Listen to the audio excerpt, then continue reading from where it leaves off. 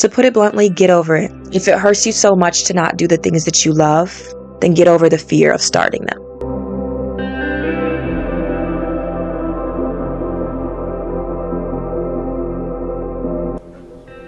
We're gonna cleanse the room today because I've been in a bit of a rut and I think I need it.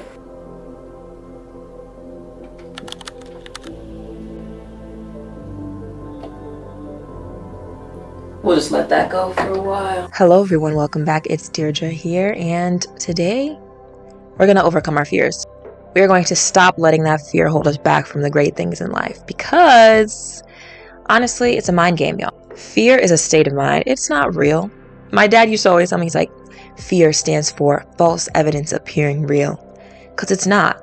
Of course, fear helps us in certain ways, but most of the time, it just keeps us afraid of doing the things that may benefit us, which is why I really like this quote by Jack Canfield, and it is, "Everything that you desire is on the other side of fear." I mean, is it not true? I tend to find myself watching those videos of like old people, and it's like someone asking them like, "Oh, what are your biggest regrets in life?" or like, what was it that you wish you would have done differently? And almost every time the people in these videos are saying, "I wish I wasn't scared to pursue what I really wanted. I wish I wasn't scared to show people this and that. I wish I wasn't scared to express myself the ways I wanted to. I wish I wasn't scared to tell my family that this is what I actually wanted to do with my life." It's just all these things that reside with fear. All these actions, all these things that they wanted to do in their life that they didn't because being afraid was holding them back. In terms of fear, in terms of overcoming anything, it's a mind game, y'all. You have to start there. You have to start with the redirecting of the thoughts. You have to start with rewiring your brain, changing your beliefs, and becoming curious about where your fears come from so that you can take the step to actually overcome them. I'll say it 1,000 times over, you must change your thinking to change your reality. Mind over matter is more than just a motivational phrase. It is truly something that is scientifically proven through the placebo effect. Physiological changes that you can see solely due to the thoughts that you have in your brain, and through the endless success stories of people you do and don't know who have chosen to visualize their future and visualize achieving their goals in order to reach them instead of focusing so much on where they are currently. And I get it, y'all. Fear is just as closely linked to pain based on how our body and our receptors receive it. I don't know if you knew, but rejection and physical pain signal the same neural pathways in your brain, which is why people don't like that shit. Nobody likes pain. Nobody likes to feel that. So when you think about the fear of rejection, the fear of doing something and being judged, like all those things can be so closely linked to actual physical pain.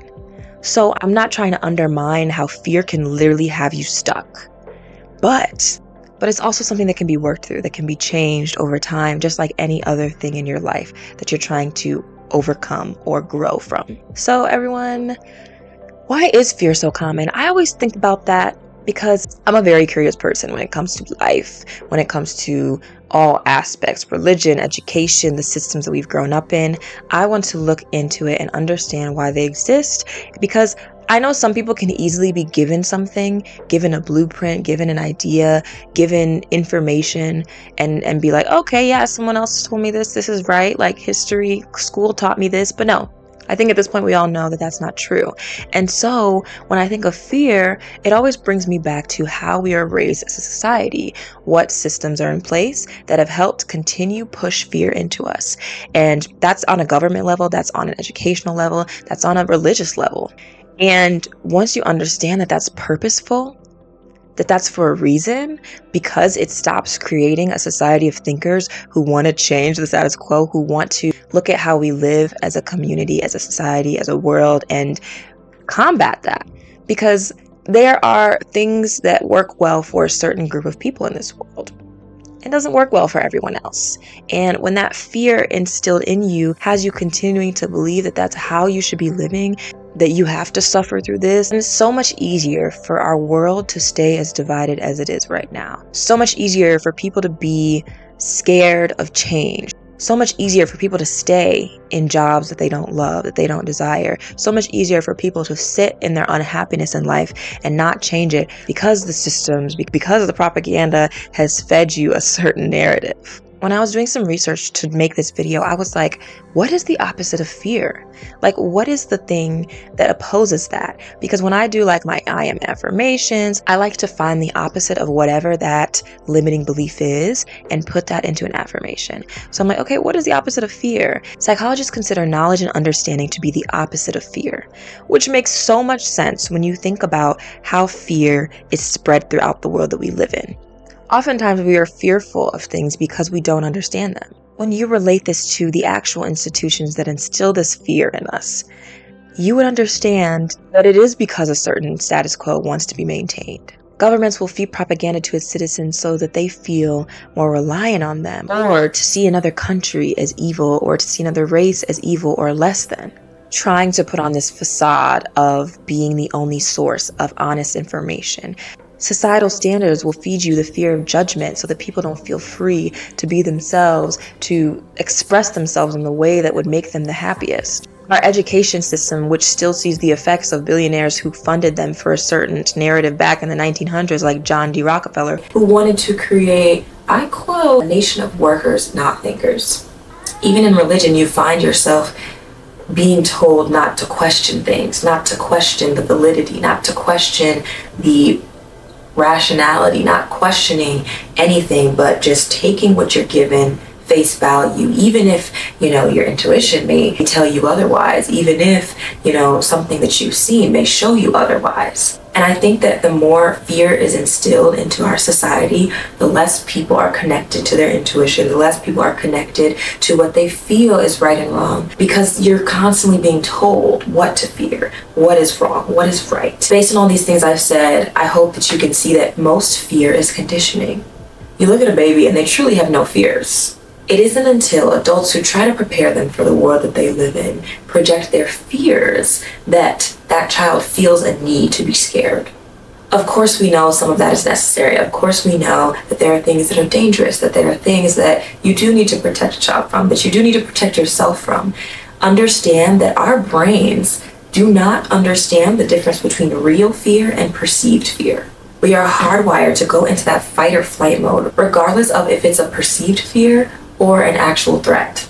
So when it's not a real threat, when it's not real fear, when there's not something dangerous in front of us, what do we do to overcome that fear? How do we get over the lie that our mind is telling us? First and foremost, you have to understand the fear. You have to understand where it's coming from and why it exists. When you choose to dive into everything that we've been taught, everything that we've been conditioned into, you start learning about why that fear exists. And once you know the core, once you know the cause, you can start looking towards a solution. The second thing is rejection therapy, exposure therapy. I feel like I got this at a young age, which is why sometimes people are like, girl, how are you so, aren't you scared?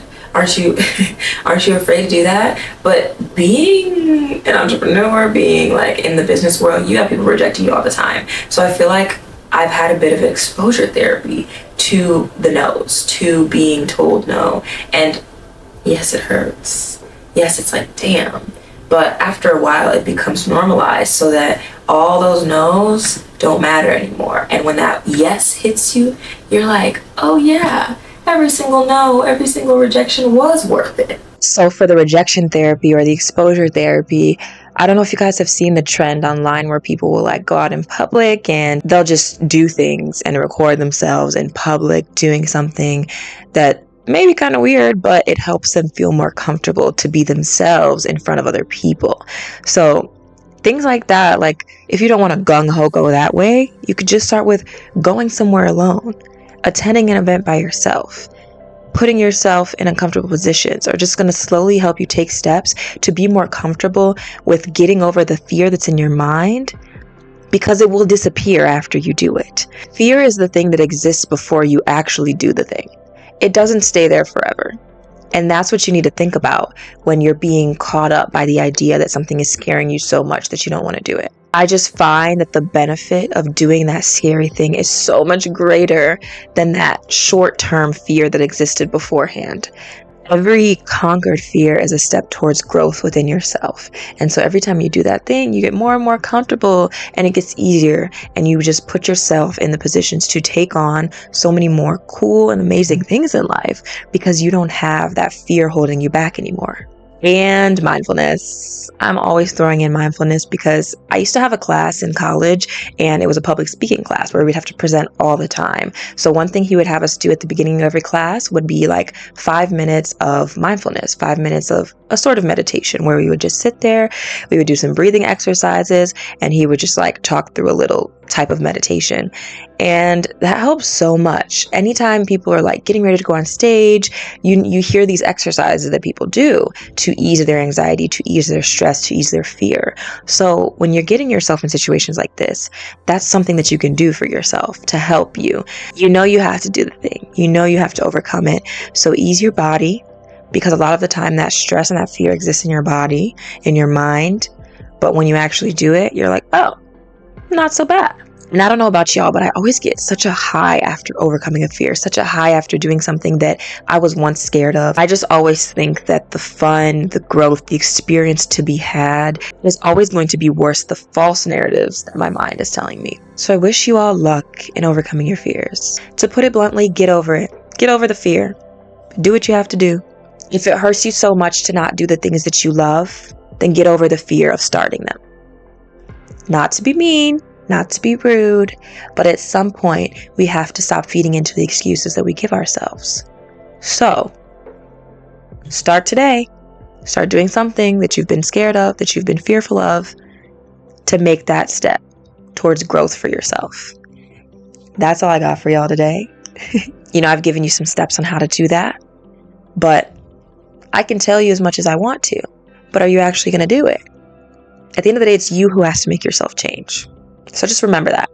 And I hope you guys have a great day. Thank you for joining me. Please subscribe, give it a like if you enjoyed and you're here to stay for more motivational content, more self-care, more interesting conversations for the curious mind. I love to delve into the crazy stuff. I know I briefly tapped into the fear that is instilled by the institutions that we have, the government, religion, societal standards, but education. But I would love to dig a little deeper. I'm very much a conspiracy head, and we'll call it theories, because a lot of this stuff is honestly true and has a lot of information. Once you look outside of mainstream media, you will find there's so much to what has become modern America, what has become the modern world that we live in. And once you dive into understanding that information, you can really change the way that you live yourself and understand that there are way more ways to live outside of the guise of the American dream or the guise of the lifestyle that you've been maybe molded to live into. You don't necessarily have to live that way. And I just like bringing a new perspective to the table. We can change the world if we want to, y'all. You just have to start with yourself. It starts with the inner work, and that inner work is going to flow out of you once you start doing those things. I'm just going to finish this on my phone real quick because I was almost done, but the memory card went out again. But sharing the things that I do is to help everyone else get to a space where they feel so free and so comfortable in themselves to put whatever it is they're supposed to be putting into this world, to help spread that and to change the heinous shit that we live in today, to put it quite frankly. So yeah, I hope you enjoyed. Give it a like, give it a subscribe, wherever you're at, whatever time it is. Good morning, good evening, good night. I love ya, and goodbye.